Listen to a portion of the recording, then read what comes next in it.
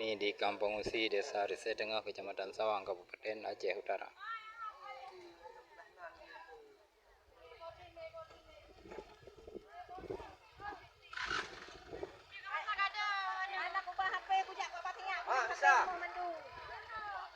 Bisa.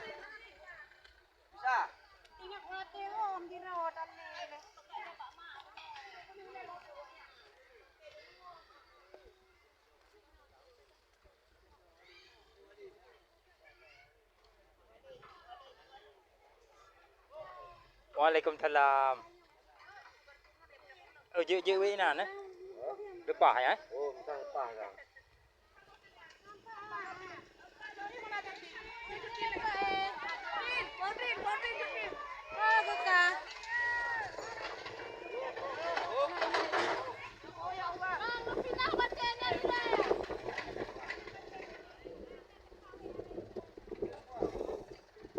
Depan ya.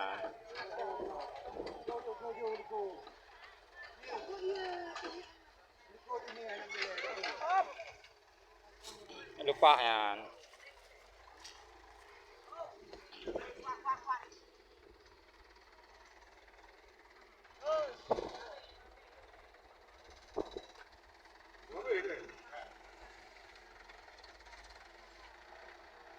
Oh, nak muncul ikut.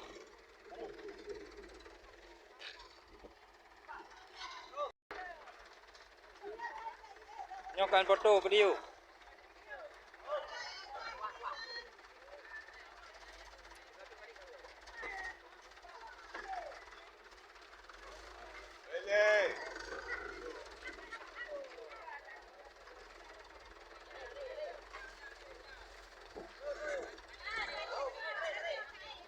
Ai pedang jinan ya bang ngayu.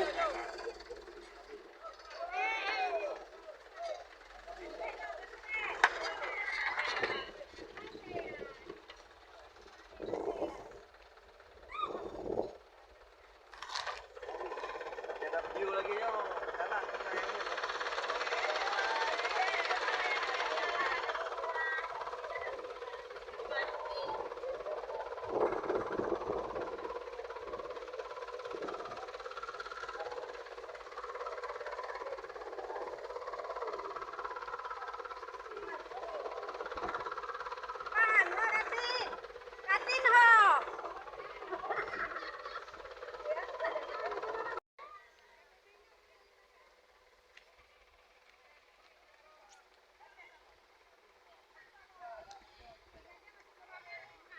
Inilah kampung Usi yang ada di Desa Risai Tengah, Kecamatan Sawang, Kabupaten Aceh Utara. Inilah warga-warga yang kena musibah banjir kemarin di tanggal 26 bulan 11 tahun 2025 ya.